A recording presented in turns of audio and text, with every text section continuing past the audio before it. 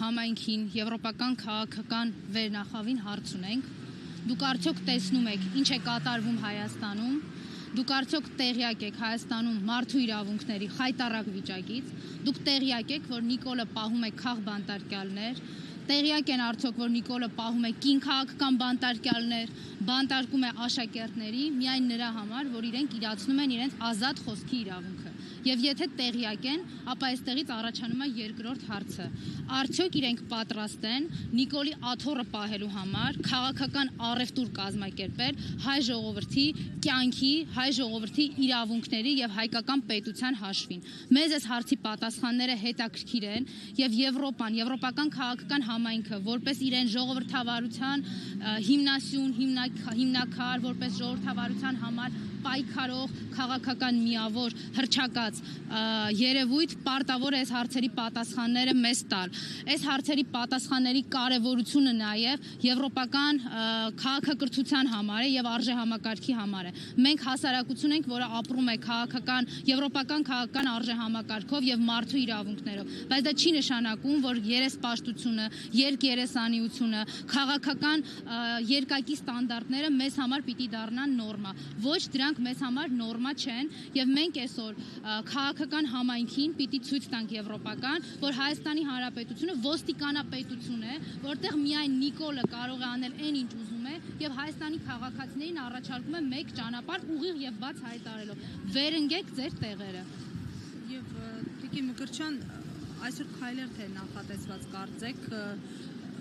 մինչև մարզահամերգային համարը ճիշտ է։ Մենք մի քանի օր առաջ էլ այո, Եվրոպական միության դեսպանատան մոտից սկսել էինք մեր ակցիաները իրազեկման, հիմա դրա շարունակությունն է։ Մենք ձեռքերս ծալած չենք նստելու եւ չենք համակերպվելու այս քաղաքական առևտրին, չենք համակերպվելու մեր իրավունքները զիջելուն եւ իհարկե չենք համակերպվելու մեր պետության հաշվին ինչ որ այլ պետություններին լավություն անելու։ Ընդ որում, գիտեք, ես նույնիսկ չեմ հասկանում այն մտայնությունները ասեմ, թե ձևակերպումները ասեմ, որոնք հնչում են, թե տեսեք ինչքան մարդ է եկել Հայաստանի Հանրապետություն։ Նախ մեր պետությունում նախորդող 30 տարիների ընթացքում միջազգային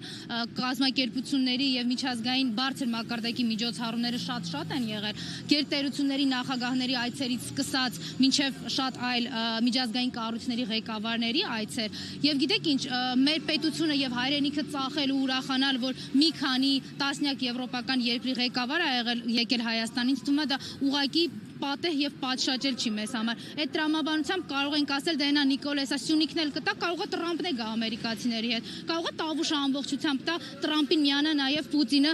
ռուսական պատվիրակության հետ։ Իսկ կարող է Երևանի կենտրոն բերի Թուրքին ու Ադրբեջանցուն, մայրցամաք Ավստրալիայից եւ Աֆրիկայից էլ մարդիկ գան։ Սրա մասին ենք մենք։ Տիկին Մկրտչյան, քաղաքապետարանի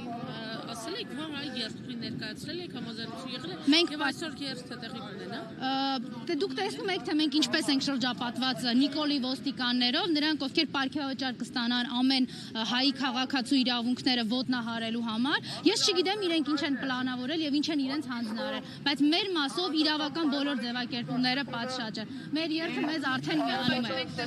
Ունենք, որ ըստեղության ոստիկանությունը թույլ չի տալու ձեր քայլերը դեպի